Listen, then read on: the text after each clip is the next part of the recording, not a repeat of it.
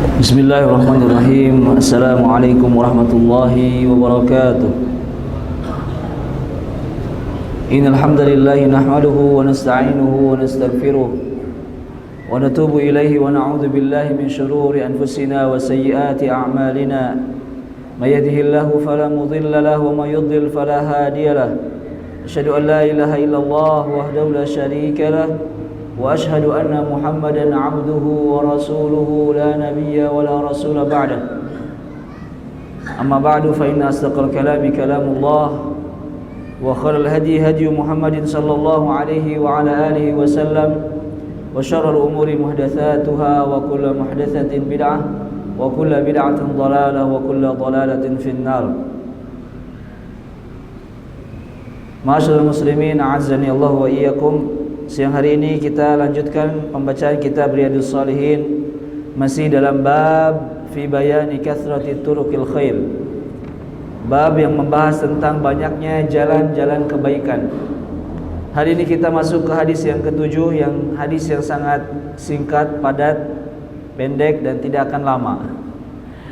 Hadisnya berbunyi, wa anhu ay an Abi Hurairah radhiyallahu taala anhu anin Nabi sallallahu alaihi wasallam annahu qala man ghada ila al masjid aw raha a'addahu Allahu lahu fil jannati nuzula kullama ghada aw raha, muttafaqun alaih. Wan nuzulu bi ma'na al qut aw rizqu wa ma yuhayyi'u lidhaif. Hadis ini masih berhubungan dengan hadis yang sebelumnya yang dibahas pada hari kemarin tentang sedekah yang dikeluarkan oleh manusia terhadap sendi-sendinya yang dilakukan setiap hari. Tentunya sangat banyak sekali kebaikan yang diajarkan oleh Islam kepada kita. Salah satu di antara kebaikan itu adalah hadis ini yang diriwayatkan oleh Abu Hurairah dari Nabi sallallahu alaihi wasallam bahwasanya Rasulullah bersabda, "Man ghada ilal masjidi aw raha." Barang siapa yang berangkat ke masjid dan kembali dari masjid. Ghada itu artinya adalah berangkat di waktu siang. Roha itu berangkat atau pulang di waktu sore. Barang siapa yang berangkat ke masjid dan pulang lagi, a'addallahu lahu fil jannati nuzula. Maka Allah Subhanahu wa taala akan memberikan kepadanya hidangan kullama ghada aw raha. Jadi barang siapa yang berangkat ke masjid dan pulang ke masjid, setiap berangkat ke masjid dan pulang ke masjid itu Allah buatkan baginya satu hidangan di surga setiap kali berangkat dan pulang dari masjid. Kalau sehari 5 kali ke masjid, berapa hidangan yang akan diberikan oleh Allah? 5 kali berarti 5 hidangan. Kalau satu harinya berangkat lebih dari 5 kali, Ustaz, apakah berangkat hanya untuk sholat? Maka dikatakan oleh pensyarah yang antaranya Syekh Khalid As-Sabat hafizahullah ta'ala, yang dimaksudkan berangkat dan pulang itu bukan hanya untuk sholat saja. Untuk sholat iya, untuk menuntut ilmu iya. Gak ada kerjaan, mending ke masjid aja. Jangan alasan mau ke masjid tidur. Mau ke masjid aja, mau zikir, mau sholat. Mau ke masjid aja i'tikaf. Jadi siapa saja yang berangkat ke masjid untuk kebaikan, maka Allah akan menghidangkan, mempersiapkan, membuatkan baginya satu makanan, hidangan yang nanti kita akan dapatkan di mana? Di surga. Maka Masya Allah, kaum laki-laki diwajibkan untuk sholat berjamaah. Sudah include ini pahalanya, yaitu mendapatkan apa? Jomet, ya kan? Besek, makanan, hidangan. Tapi bentuknya apa? Pahala yang akan kita dapatkan di mana? Di surga Allah Subhanahu wa taala. Maka beruntunglah bagi orang yang hobinya itu kemana? Ke masjid. Ada orang naik gunung, turun gunung, ke masjid gak pernah. Ada gunanya. Ke masjid itu sudah berangkatnya pahala. Dalam hadis sebelumnya, wa bi kulli khutwatin tamshiha ila sholati sedekah. Berjalan langkah kaki kita ke masjid dihitung sebagai sedekah. Satu langkah menaikkan derajat, satu langkah lagi menurunkan kesalahan. Naikkan derajat, menurunkan kesalahan. Semakin jauh semakin afdal. Makanya Ustaz Khabir dari Perum ke sini jalan kaki kalau subuh, pahalanya banyak. Ya. Kalau mau pahalanya banyak. Yang rumah di Cisaat jalan kaki ke sini, Masya Allah, pahalanya banyak. Ya, wa bi kulli khutwatin tamshiha, dan berangkat dan pulangnya mendapatkan hidangan dari Allah Subhanahu wa taala. Ini termasuk dari kebaikan-kebaikan yang Allah Subhanahu wa taala persiapan untuk manusia. Hanya saja ada penyakit yang namanya sangek gitu ya. Sangek inilah kadang kalau belajar syariah cari hukum yang memperbolehkan sholat di rumah, ya kan? Banyak gua hiro di asrama itu. Ada sejadah di antara dua ranjang, ini disebutnya gua hiro. Siapa yang sholat nih? Ternyata ada yang punya musola khusus di asrama karena malas ke masjid. Di rumah juga sama. Ada saja nungguan hujan mengambil pendapat yang nggak ke masjid karena hujan. Jadi menghalangi kita untuk tidak ke masjid. Dicari alasan-alasan, uzur-uzur pendapat ulama yang memperbolehkan untuk sholat di rumah atau tinggal di rumah. Kajian juga demikian. Padahal berangkat ke masjid mendapatkan pahala ini, tapi ada kajian online. Nanti aja dengarkannya nanti.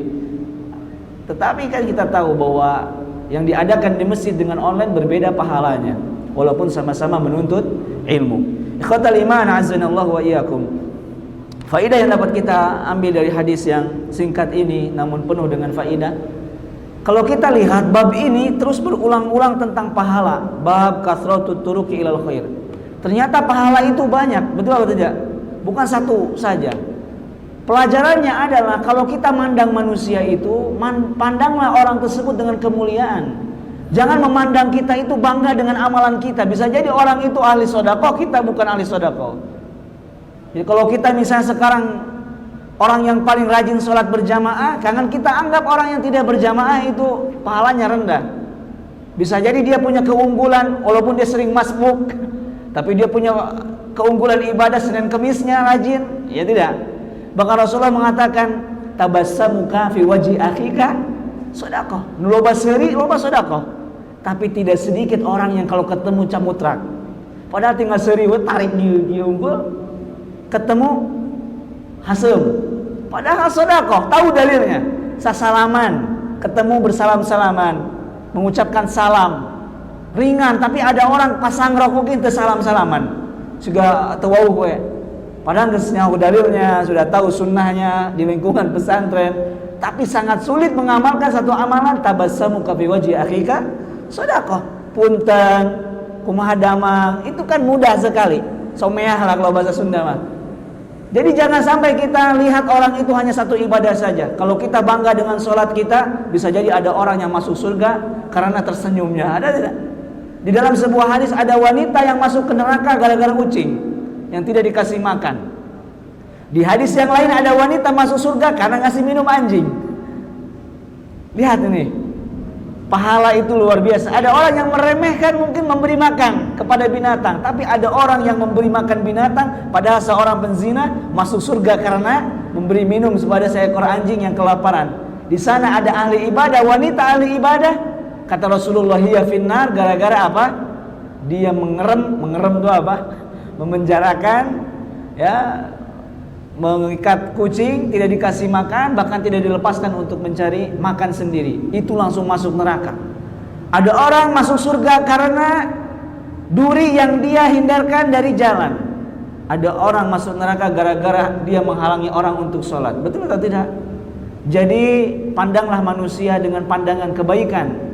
Karena setiap manusia bisa jadi ada orang yang ahli bertasbih, sedangkan kita tidak tahu. Karena jalan kebaikan itu sangatlah banyak. Kalau kita diberikan oleh Allah kemudahan menjadi seorang dermawan, bisa jadi kita masuk surga dengan kedermawanan itu. Kalau kita dimudahkan untuk sholat 5 waktu tepat pada waktunya, maka memintalah kepada Allah agar dimasukkan ke surga dengan amalan itu. Dan jangan berputus asa, amalan ibadah itu sangat banyak sekali. Bahkan kita berangkat dari rumah kita untuk sholat saja banyak pahala yang bisa kita lakukan.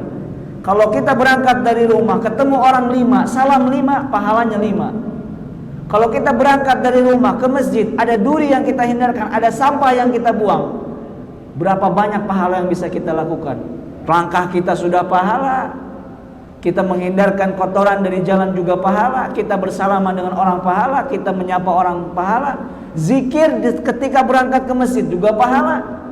Maka sangat banyak sekali pahala yang dapat kita peroleh dalam satu kali ibadah. Tetapi kajian ini ditutup dengan mengingatkan keikhlasan. Kalau kita biasa sholat ke masjid, sop 1, sop 2, sop 3, sop 4, pada suatu hari kita berada di sop belakang masbuk, kita tanyakan kepada hati kita, apakah kita malu kepada manusia karena biasa di depan tiba-tiba ada di belakang? Kalau seandainya kita rasakan, biasa nama diharap tapi di tukang, ku santri, berarti selama ini antum sholat di sop 1 karena ingin mendapatkan pujian dari santri. Selalu koreksi hati kita. Kalau kita pergi ke masjid karena untuk manusia, akan terasa saat kita tidak ke masjid, kita bukan malu kepada Allah, tapi malu sian disangka ke manusia karena kita nggak ke masjid. Berarti niat kita untuk siapa? Untuk manusia. Maka ikhlas karena Allah itu sangat penting. Jika kita beribadah kepada Allah untuk Allah, manusia menilai apapun kita tidak akan pernah menghiraukannya. Kita sholat di depan, di belakang, di tengah, di samping, di kiri, selama kita untuk Allah tidak akan ada perasaan merasa menyesal, merasa bersalah. Imam ketika salah membaca Assalamualaikum belum celi, aku makmum, karena sering dianggap tidak hafal Quran, berarti mengimami karena ingin dipuji oleh manusia. Kalau imam salah, hari-hari dengan lagi manusia pohon, karena dia menyerahkannya untuk Allah, dan Allah subhanahu wa ta'ala maha mengetahui niat-niat hambanya. Jadi ikhlas itu sangat penting. Jika kita memperbaiki keikhlasan dalam seluruh amal ibadah, maka tidak ada gunanya penilaian manusia. Maka yang masih memiliki kepentingan niat dengan manusia, ingat, kalau kita ibadah dengan manusia, kita akan rugi, capek gawe tengah pakai. Hayawe gawe yang dipuji oleh manusia. Manusianya saja gak kenal sama kita, gak memperhatikan kita, tapi kita berusaha cari muka di hadapan manusia itu. Pada akhirnya ketika kita menghadap Allah subhanahu wa ta'ala, wa qadimna ma'amilu min amalin faja'alnahu haba'an mansura. Amal ibadah kita banyak sebanyak gunung, sebanyak lautan, tetapi Allah subhanahu wa ta'ala jadikan amalan itu seperti debu-debu yang bertebaran, tidak ada gunanya di hadapan Allah subhanahu wa ta'ala. Allahumma nas'aluka al-ikhlasa fi sirri wal alan wa fi kulli qawlin wa amal. Subhanakallahumma rabbana wa bihamdika asyhadu an la ilaha illa anta astaghfiruka wa atubu ilaik. Wassalamualaikum warahmatullahi wabarakatuh.